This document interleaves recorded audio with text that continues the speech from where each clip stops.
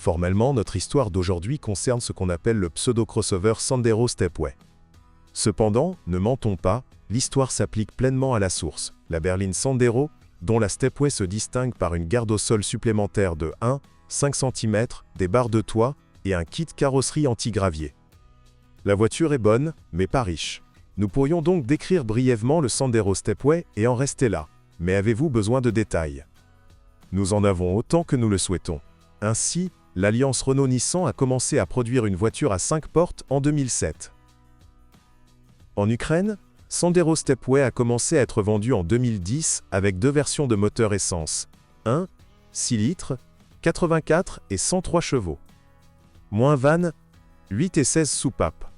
Le premier était condamné à une mécanique à 5 vitesses. Et en 2011, le second était équipé d'une transmission automatique 4. La famille, créée sur la plateforme universelle B0, ne se distinguait pas par son confort particulier, son luxe et ses moteurs puissants. Mais ces voitures étaient très appréciées pour leur faible coût, leur qualité phénoménale et leur confort de suspension.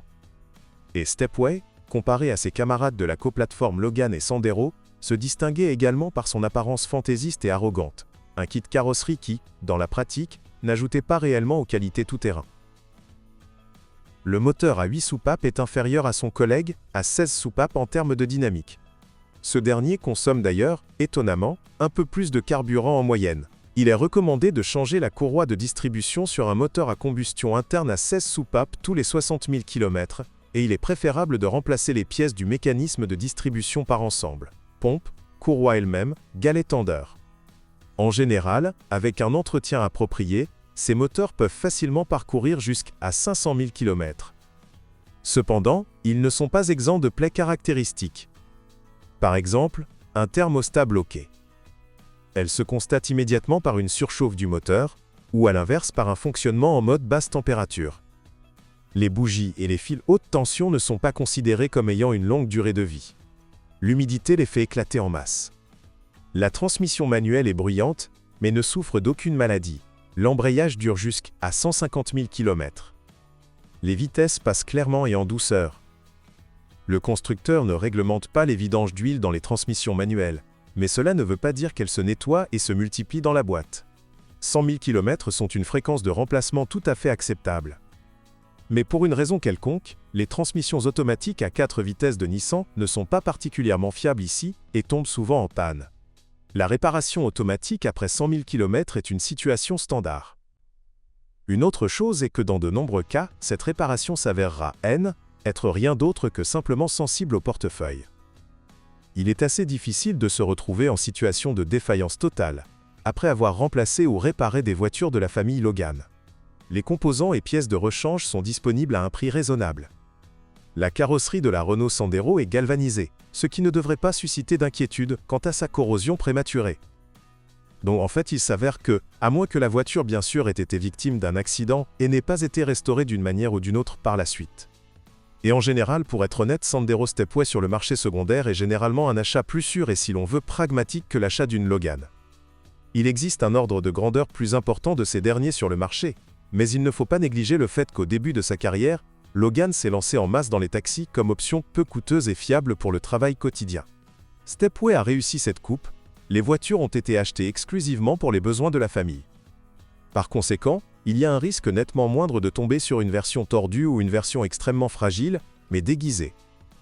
Et si vous ne tenez pas compte des voitures restaurées, la peinture de la carrosserie, compte tenu de la classe de la voiture, n'est pas mauvaise. Et des éclats apparaissent d'abord sur les passages de roues, au niveau des bas de caisse. Parler de suspension est également agréable. Sa conception est assez simple et les éléments de suspension n'ont donc pas besoin d'être changés souvent. Des pièces de rechange sont disponibles et les réparations peuvent être effectuées à moindre coût dans n'importe quel centre de service. La première chose que Sandero doit généralement remplacer est la bague et la biellette stabilisatrice. Bien que, en général, une ressource de 50 à 60 000 km soit tout à fait acceptable pour eux. Les amortisseurs, arrière et avant, réagissent négativement comme prévu à une utilisation régulière sur de mauvaises routes. Mais même dans ce cas, leur ressource est d'au moins 40 000 km. À propos, les amortisseurs d'origine en ont presque 2 fois plus. Il est donc logique de faire des folies avec eux. Certaines personnes se plaignent du fait que la crémaillère de direction n'est pas très durable. C'est là que la bague en plastique s'use.